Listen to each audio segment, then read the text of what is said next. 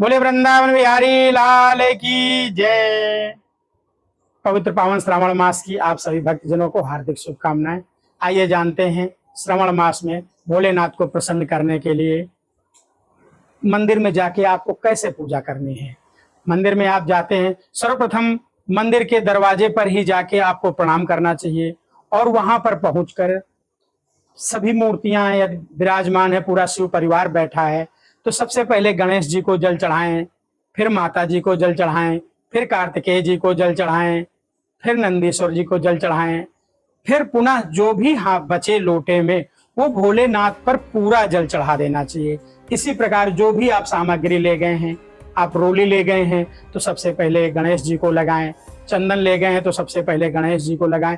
हम ये बात इसलिए बता रहे हैं, आप सभी लोग जानते हैं, सब लोग जाते हैं, हमने देखा मंदिर में जाते सबसे पहले भोलेनाथ को चढ़ाते हैं, भोलेनाथ के बाद सबको चढ़ाते हैं। भोलेनाथ प्रधान देव हैं, तो भोलेनाथ प्रधान देवता की पूजा सबसे बाद में होती है। पहले उनके परिवार की सबकी पूजा हो जाती है, फिर इसके बाद भोलेनाथ की पूजा होती है।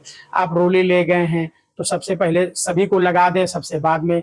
हाँ, एक चीज और है, समी पत्र आप ले गए हैं तो समी पत्र केवल भोलेनाथ पर ही चढ़ेगा। आप दुर्वा ले गए हैं तो दुर्वा माता जी को नहीं चढ़ती है, कार्तिकेय जी को नहीं चढ़ती है।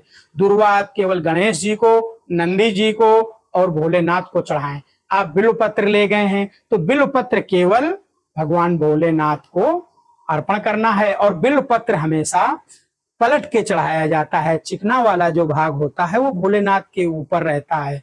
त्रिदलम त्रिगुणाकारम त्रिनेत्रम चात्रियायुधम त्रिजन्म पाप संगारम बिल्वपत्रम शिवार्पणम।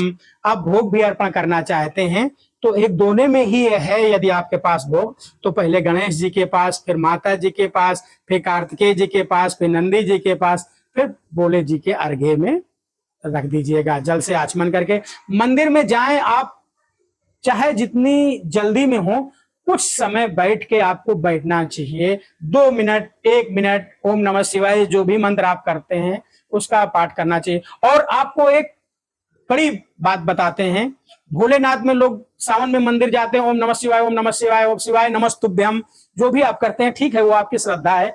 लेकिन वहां पर बैठ के यदि आप भोलेनाथ जी को राम राम का नाम सुनाते हैं तो उससे भोलेनाथ की अपार कृपा प्राप्त होती है। भोलेनाथ जी ने शास्त्रों में कहा है कि जो एक बार अपने मुख से राम राम का नाम उच्चारण करता है उसको मैं 3 बार प्रणाम करता हूं, उसका स्थान मैं अपने से ऊपर देता हूं। भोलेनाथ हमारे सबसे बड़े वैष्णव हैं, हम सब वैष्णवों के सबसे बड़े हैं भोलेनाथ।